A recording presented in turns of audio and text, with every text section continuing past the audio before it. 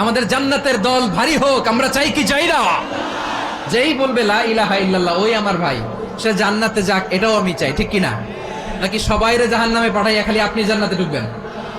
আচ্ছা বলেন, সব গেছে জাহান্নামে, আপনি একা জান্নাতে, ওই জান্নাতে ভাল লাগবে আপনার? আকল খাটান। সব জাহান্নামে গেছে, যান।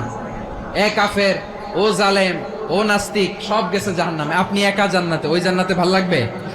জান্নাতে আমি একা যেতে চাই না, আমার জান্নাতের দলকে আমি ভারী করতে চাই। চিল্লায় বলো ঠিক কিনা? যারাই বলবে লা ইলাহা ইল্লাল্লাহ তারা আমার ভাই। বিশ্বনবী এই কথাটার আরো চমৎকার ব্যাখ্যা করেছেন।